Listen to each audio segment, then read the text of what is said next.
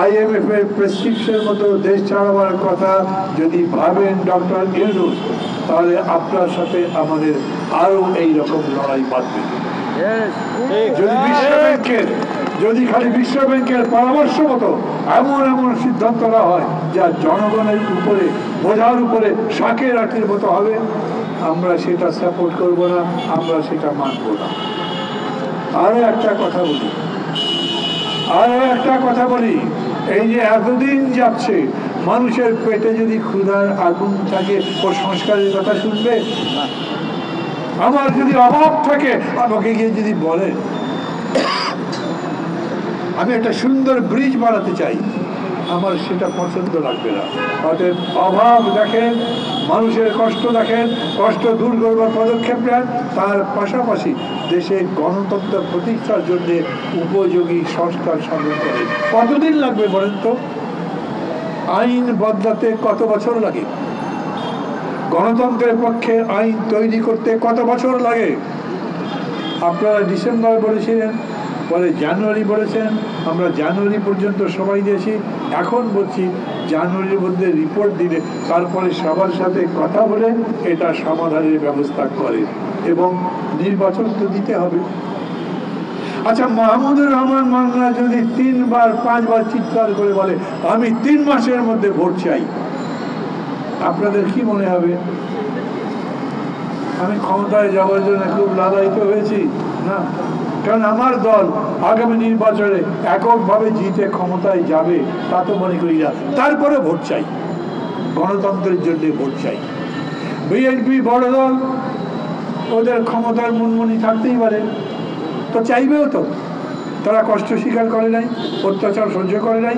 তারা যদি বলে একটা রোড ম্যাপ দেন, তো রোড ম্যাপ দেবেন।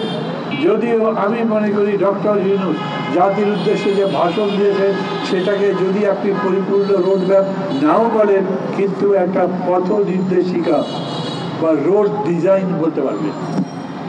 বলেছেন হয় ডিসেম্বরে, না হলে জুনের মধ্যে দেশে নির্বাচন হবে। এই কথা যেন ডক্টর ইউনূস ঠিক থাকে।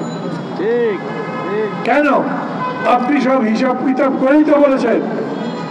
যদি মনে হয় আপনার এখন এতটুকু দেন না, আমার আরো 1 মাস লাগবে, বলেন আমার আরো 2 মাস লাগবে, তা যদি না বলতে পারেন, তাহলে আমরা ধরে নেব ওই সময় নির্বাচন হবে। আর অনুরোধ করব এই সময়ের মধ্যে জন দুর্ভোগ বাড়াবার কোন রকম পদক্ষেপ গ্রহণ করবেন না। এই যে একটু আগে শুনলেন না, সরকার এতই যোগ্য যে ওসি পালিয়ে যায়, টেরি পায় না। আগের দিনে দেখেছি চোর পালাতে পারে না, আর এখন চোরের সর্দার যারা, তারা পালিয়ে যায়। যারা লুট করে সব টাকা পয়সা নিয়ে গেছে, তাদের কাউকে ধরবার মতো বাস্তব কাজ করতে পারেন নাই। যারা দেশে ছিল তাদেরকে ধরেছেন, আচ্ছা তবু ভালোই করেছেন। কিন্তু যারা পালিয়ে গেছে তাদের ব্যাপারে, যারা এখনো দেশের মধ্যে আছে, যারা মাঝে মাঝে দেশের মধ্যে থেকে দেশকে অস্থিতিশীল করবার চেষ্টা করছে, তাদের বিরুদ্ধে ব্যবস্থা নিতে পারছেন না।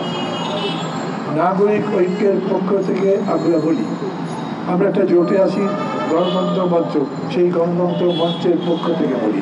আর গণতন্ত্র মঞ্চের পক্ষ থেকে দেশের সমস্ত রাজনৈতিক দলগুলোকে বলি, দেশ গঠন করবার দায়িত্ব নিয়েছেন এখন ডক্টর ইউনূস, কিন্তু উনি একা পারবেন না। দেশ গঠন করবার দায়িত্ব রাজনৈতিক দলগুলোকে নিতে হবে। 1.5 বছর পরে যখন ভোট হবে, যেই দল ক্ষমতায় যাবে তাদেরকেই তো যেটুকু কাজ ডক্টর ইউনূস করতে পারবেন না, সেই কাজগুলো করতে হবে। সেই দলগুলোই যদি অন্যান্য ধান্দায় লেগে যায়, তাহলে তো ভালো কোনো কাজই হবে না। আমি সবার কাছে বলি আপনাদের মাধ্যমে, ভালো দেশ যদি করতে চান তাহলে ভালো সরকার লাগবে। ভালো সরকার যদি দেখতে চান তাহলে ভালো দল লাগবে। ভালো দল যারা জনগণের সমর্থন পেয়ে ভোট পেয়ে সরকার গঠন করতে পারবে, তারা দেশ বদলাতে পারবে।